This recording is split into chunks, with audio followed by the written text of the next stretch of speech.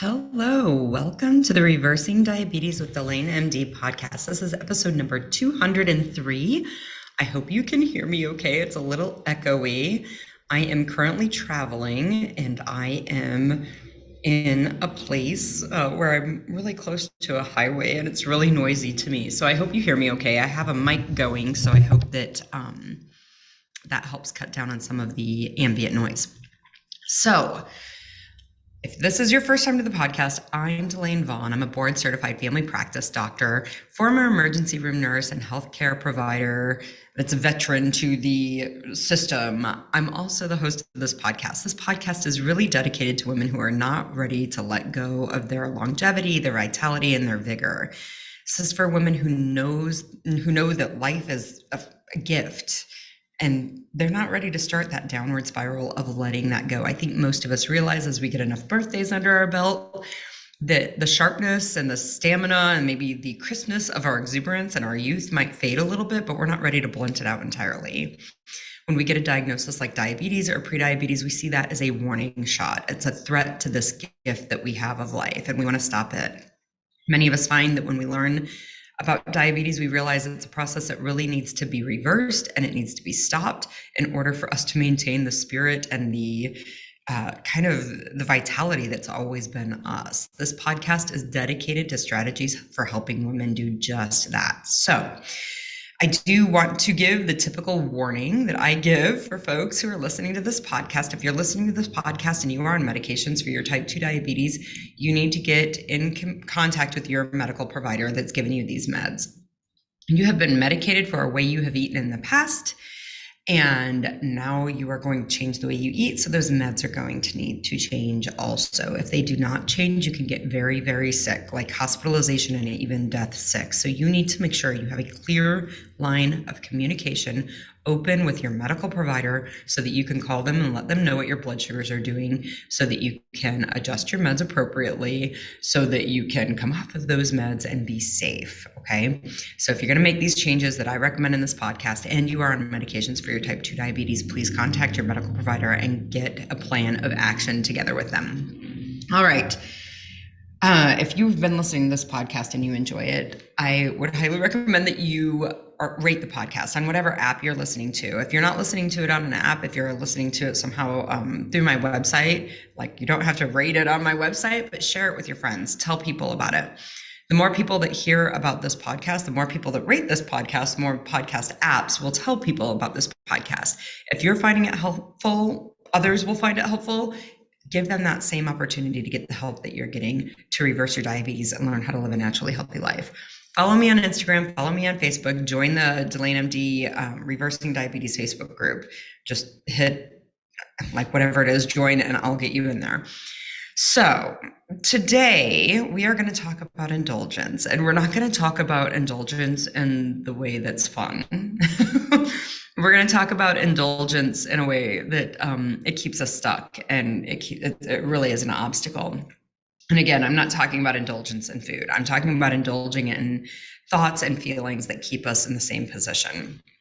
For those who have been listening to this podcast and have been sending me messages, letting me know that it's been helpful for you. And like, I even got a message the other day, the last few podcasts have been on fire. Thank you so much. And I'm like, thank you so much. Thank you for listening. So I want to say a shout out to those who, one, send me emails. Thank you so much. Two, who've been listening for a long time. Thank you so much. I love that I get to spend this time with you every week. And I think of you, and I think of you often. So this week I'm traveling. I'm going to a family reunion. So I drove halfway yesterday, and now I'm recording from a hotel, which is why I'm, in this space that's not typical, and the noise might be a little off. I got to spend hours in the car though, and I was thinking about this podcast this whole time, and I was really thinking about the struggles that we go through and what I hear from my clients and what I hear from people when they email me. And that's really partly I've been coaching clients through this, but as I got to sit and really just think, it's just me traveling alone. There's no kids in the car with me. There's nobody else in the car with me. And so I'm able to just really sit with my thoughts and think about what it is that we go through with some of these thoughts. So One of the biggest thoughts that I've been really coaching my clients hard through lately is I don't know. This belief that I don't know. They'll have eaten a bag of Oreos. That's always the joke that I kind of throw out. The I don't know why I ate a bag of Oreos. I use Oreos as a joke, situation. Most people don't sit and eat a bag of Oreos, although I have sit and eat. I mean, I've totally eaten a bag of Oreos in one sitting. So the I don't know answer that we get when we ask ourselves, why did I do that? Or the what do I need to do? What do you need to do to fix your diabetes? I don't know. This I don't know is, I've talked about it before in previous podcasts. It really keeps us stuck. And I want to dive into that a little bit today. This not only I don't know, which is a thought that we have, but then there are other thoughts that I'm going to dive into, which are basically the same thing as I don't know. And we're going to dive into those. When we have these thoughts, we really truly are unaware that we're thinking, that it's optional to think I don't know, that it's an option to tell yourself and believe that you don't know. We believe that it's just telling the situation, I don't know why I did this. So I think of when I was a child, my brother's going to this family reunion with me. I'm meeting my parents there. And I think about when my brother and I were kids and we would get in trouble. And there were times that he and I would get in trouble and we would be asked, like, who did this? And we'd really be like, I don't know. Like, we really probably didn't remember. Like, I don't know. And then there were other times that we got in trouble, like, why didn't you clean your playroom? Why didn't you guys do this job, this task that my parents had asked us to do? And we would mumble, I don't know, because like that was not an accepted answer. Even if we truly didn't know, it was just not an accepted answer when we were kids. And when we were kids, I mean, I think both my brother and I were like, why are they trying to, like, you can't get blood from a turnip. Stop asking me something I don't know the answer to. And what I realized, I mean, again, my parents did not accept that as an answer when I was a kid. I don't know was not on the table. Like, that was not an okay answer. And I can remember even being afraid, like I would mumble it under my breath sometimes because I knew I was going to get in trouble for saying it, even though it was the answer I came up with. Looking back on this, I realized why my parents did not accept I don't know as an answer was because it kept us blocked from moving forward. So if the answer was like and they would push me, they'd be like, why didn't you clean this? And I'd be like, I don't know. And they'd be like, yeah, you kind of do know. Why didn't you clean it? And the reality of it, I didn't clean it because I didn't want to. I just didn't want to do it. I'd rather play instead of clean. And when I told them I didn't know, it blocked them from addressing the fact that, like, you can't always play. Sometimes you got to do the work. And that was a lesson I needed to learn in that situation. And I couldn't learn the lesson. They couldn't teach me the lesson as long as I was sitting and holding to the I don't know reason for why I did it. This is why I don't knows keep us stuck. Recognizing that the sooner we can move past, I don't know why I ate the Oreos. I don't know how to fix my diabetes. I don't know what to eat.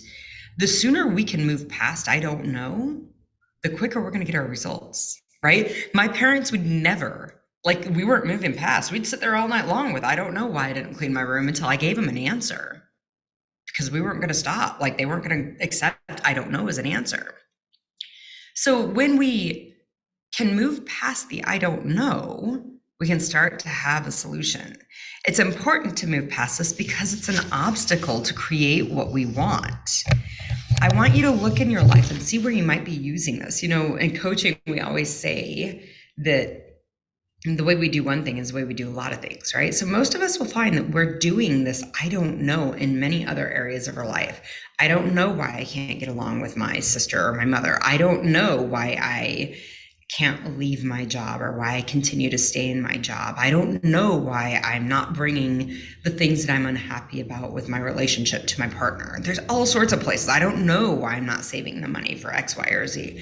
There are all sorts of places in our life where this I don't know is likely showing up. It seems subtle. It seems innocent. It seems real. It is a way that our brain keeps us safe, quote unquote. It keeps us from having to explore other options, other ways of doing things. It keeps us from being vulnerable. It keeps us from putting ourselves out there. It keeps us quote unquote safe. And what I want you to hear is safe is actually stuck.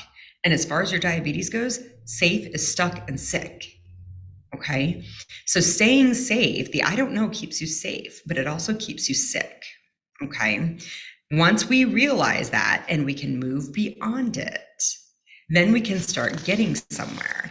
So when I think of other forms of I don't know, like remember I said we were going to talk about this, and maybe you're not using the phrase I don't know. Maybe you're using other forms of it, like I need to have my jaw wired shut, or I need to move to a deserted island, or I need liposuction to fix my weight. I need somebody at work to change the policies in the break room so nobody can bring food to the break room. Or another one, very similar, is I want to give up. All of these phrases, all of these thoughts lead you to the same place. It leads you to the same place that I don't know leads you. It leads you to being stuck, not doing anything. When you say, I don't know, you feel confused. That confusion probably leads you to like try, I don't know, I ate a bag of Oreos before, I guess I'll try pizza and fries or wings and onion rings, right? Like, I guess I'll try this. And the result that you get is you still don't know how, right? Like you still aren't fixing your diabetes. I'm going to get my jaw wired shut. That's a feeling of confusion, but even like a futility. The same thing with I'm going to move to a deserted island, or I'm going to have them change the policy at work. It's this futility that you have no control over it. It keeps you eating these foods that make you sick, giving yourself the result that you're going to have to get your jaw wired shut, or you don't know how to fix it, or you're going to have to move somewhere else or change the policy or do something different. Okay. When we allow our brains to believe this is the option, an option that you're never really going to take, you're not going to move to a deserted island, you're not going to call an orthodontist and wire your jaw shut. I don't even know that you could have an orthodontist do that. I don't know. I've heard a lot of people asking for a lot of different things to manage the food that they eat. I've not actually ever heard of somebody being able to go to an orthodontist and wire their jaw shut. You're not going to likely, even if you made some kind of campaign to change the policy at your workplace so that there were no munchies in your break room, like even if you were able to get that policy change done, it is very unlikely, even if you were able to campaign for it, it's unlikely that it's actually going to stick and nobody's going to bring food. Okay. It's unlikely, honestly, that a workplace would say no food, right? They're not going to do that. And the more time you spend with these thoughts, I don't know, I'm going to move to a deserted island, I'm going to get liposuction. Maybe you will get liposuction and that's fine. But unless you're actually taking steps to getting liposuction, you are wasting time with these thoughts. You are indulging, indulgence, right? You are indulging in thoughts that don't actually create anything different. You are indulging in thoughts that lead to feelings that create more evidence of the thought that you're indulging in.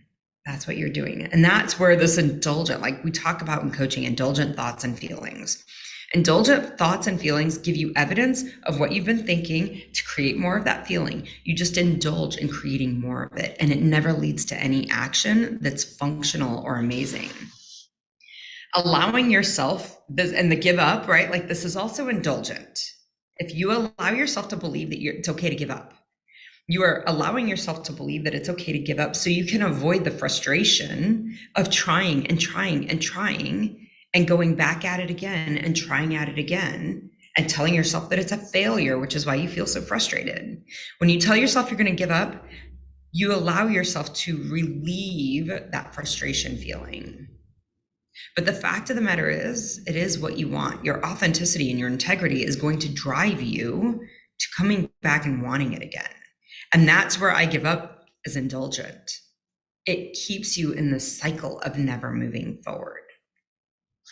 So this is where coaching is helpful. You need somebody to call you on the BS of it, is what it comes down to. In your brain, Mom, I don't know who broke the chair. I truly don't know who broke the chair. It seems so innocent, like, and just like fact. I don't know why I ate the Oreos. I just don't know.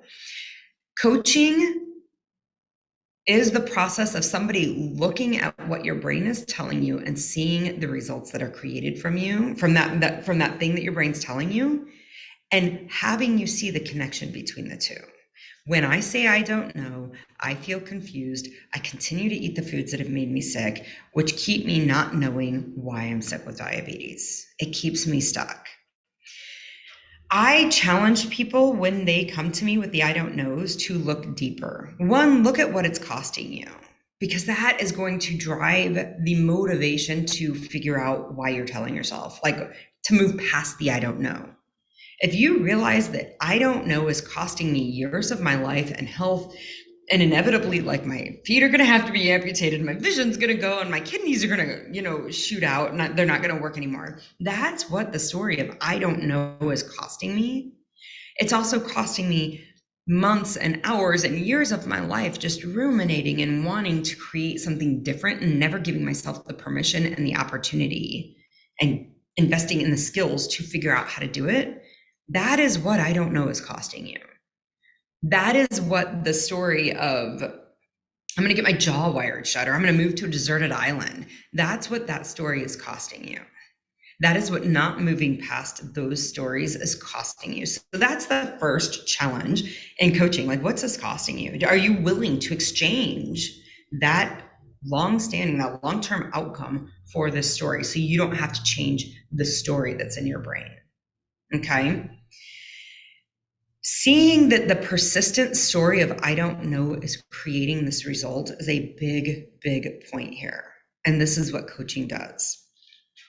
Coaching allows or has somebody come in and show you the BS that these thoughts are creating. And then we push for an answer. So I can remember in coaching, when I went through coach training, one of the things that they would encourage people, like that they would teach coaches to ask their clients in order to push them beyond, was, if you did know what the answer was, what might that be? And I can remember, like, that just didn't compute in my brain. Like, clearly, if I did know, I wouldn't be telling you I didn't know. Like, that's not even on the table for me, right? So this idea of, if you did know, what would the answer be? I don't even use that a lot. Sometimes I will, but usually I will say things. There are two things that I frequently say. If you had to give me three things that could possibly be the answer, even if they weren't the perfect or right answer, what might they be? And then the other answer, which my kids get really angry when I use this, and they act like it's just such a horrible question. And I don't know, I think it's functional, but they think it's offensive.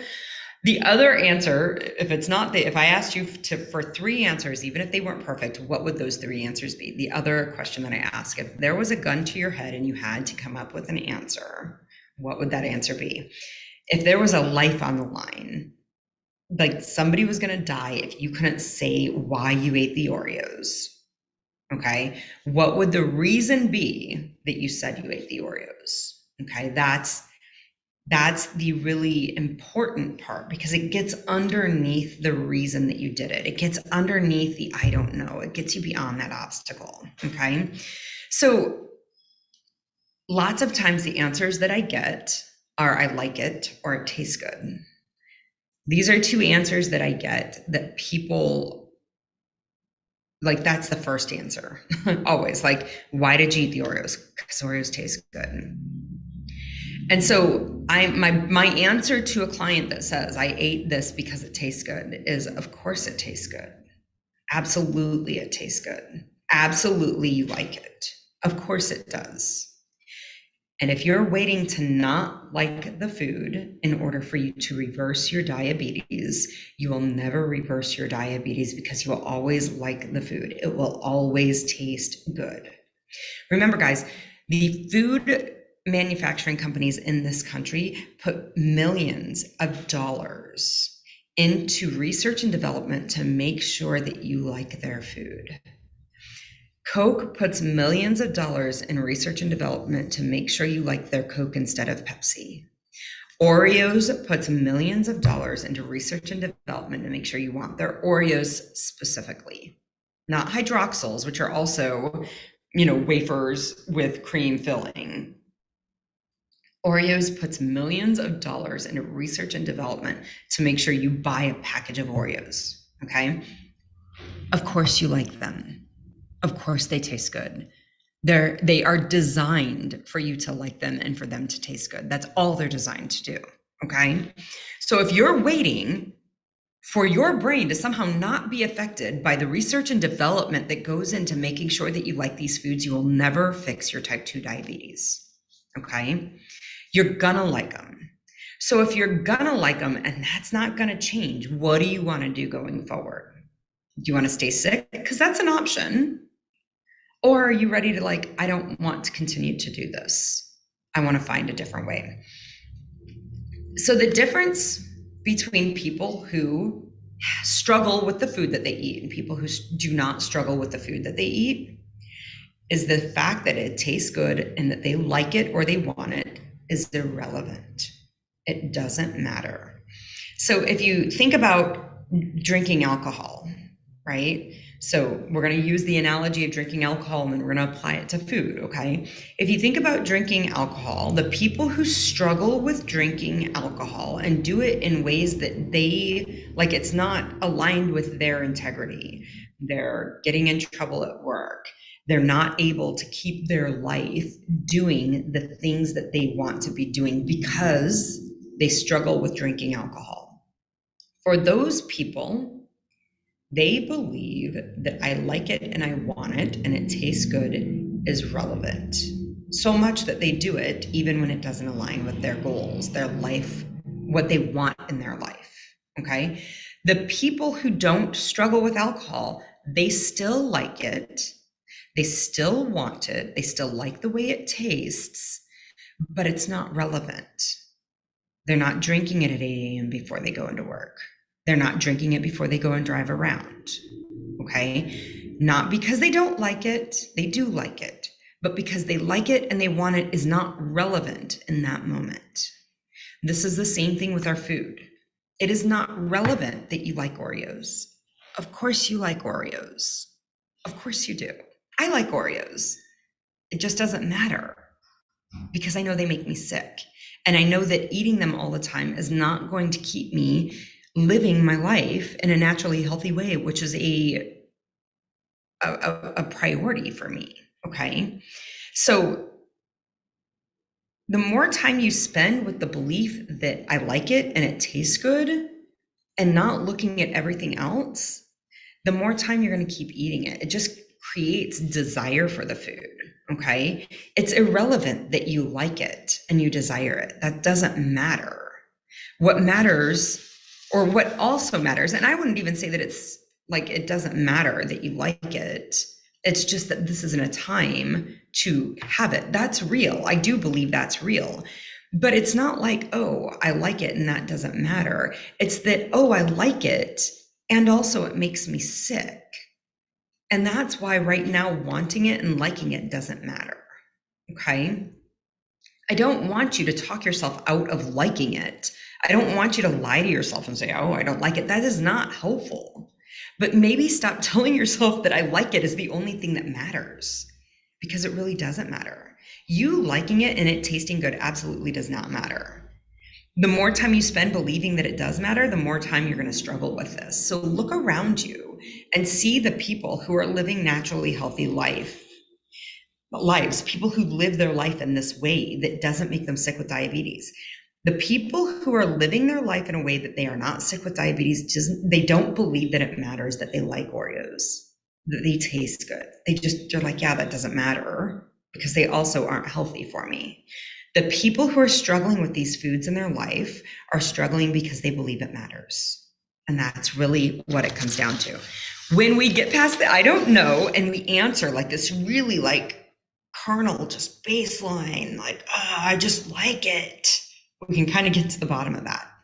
Lots of times women won't give me that answer because there's a lot of judgment and guilt. I shouldn't want it. I shouldn't want that. I shouldn't like it. If I didn't like it, I'd be healthy and my health should be my biggest priority.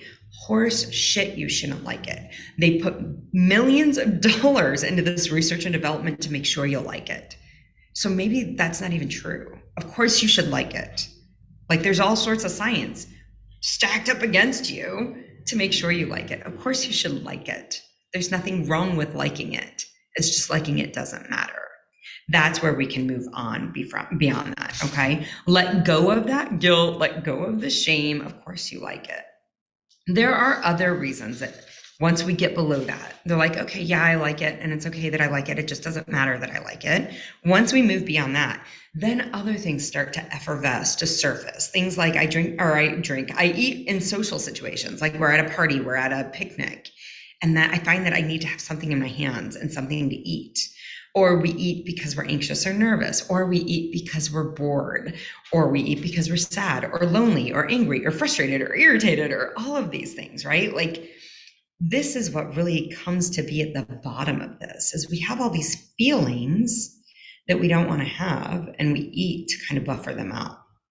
So when we're finding that we're eating in social situations, normally there's some social anxiety that's going on. And how, like, learning to just sit with, of course, I'm anxious in this situation. I feel like I need to be this person, or I need to be on, or I need to entertain, or I want them to like me.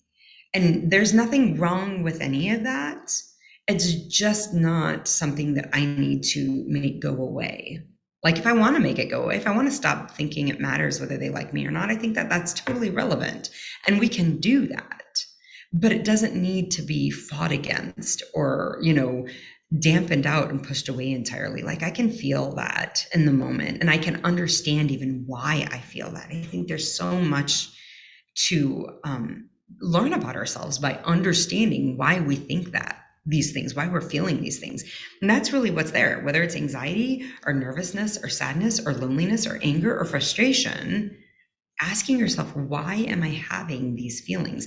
I can remember when I would work, and even now when I work in the ER, right? Like, I'll go to work and I definitely have anxiety, and I have frustration, and I have annoyance, and I have irritation. They want to show up. They're just old friends that used to come to work with me all the time. What I realized when I allowed myself to feel them, and then gave myself permission to decide whether I want to keep feeling this way about the people that I serve, what I've kind of decided is that's not how I want to show up to the people that I serve as a physician. They come to me because they don't know what to do, and I don't want to be annoyed and frustrated with that. Even when it seems like you got a fever, I would take some ibuprofen for a fever. Like, for me, it's like a no-brainer. Like, why are you in the ER bothering me with it, quote unquote? I had to be really authentic with myself and see that that was what I was thinking, and then decide, do I want to keep that or not? Because the anxiety and the frustration and the irritation came from the fact that I was not living in alignment with my integrity. My integrity is that I went into this profession to help people. And in order to help people, I have to help all the people, not just the ones that I think are relevant, right? And so from that space, I have learned, even when irritation and annoyance shows up, and it does, even when that happens, I've learned that, okay, yeah, of course these feelings are here, but these people came to me because they need help. How can I help them? Because giving them ibuprofen is really easy and safe and fine. Like, that's so easy. These feelings that you have are coming because there's something they're trying to tell you. They're trying to give you some information. What is that information? You're going to have to feel them and stop buffering them out and dampening them out with food in order for you to get that information, right? Boredom is a great one. I love the gift that boredom has been to me. Because the gift that boredom has been to me has been a transition from I'm bored and I want to eat to entertain, to looking at the things that I tell myself I don't have time to do in my life. Because if I have time to eat and be bored, I have time to do all of these things that I've always wanted to do in my life and really live this robust life. Boredom's a gift. All of these feelings are a gift. You cannot get to those feelings and determine what those feelings are if you continue to tell yourself you don't know why you ate it. If you continue to tell yourself that you got to move to a deserted island where there are no Oreos. If you continue to tell yourself that you got to go get your jaw wired shut. All of these stories keep you stuck and indulgent in this stuck place, the safe, stuck, and sick place. You cannot get to these feelings and what they're really trying to tell you unless you move past that. That's what coaching does. I've walked you through today how to do that so you could do self-coaching with this. But certainly, if you're ready to tackle this, to put this diabetes thing behind you, there is help. That is what I do with women in my group for diabetes. If you're interested in signing up and getting involved in that group, send me a message, Delane@DelaneMD.com. We'll set you up for a consult. Make sure that my program is right for you. Make sure that you see how this is going to help you move past your diabetes and get you started on that path. If you're interested, send me a message, Delane@DelaneMD.com. If you have any questions, send me a message, Delane@DelaneMD.com. If you have any comments to make, I love hearing them. Send me a message. I hope this has been helpful. I will be back next week. I will talk with you then. Bye-bye.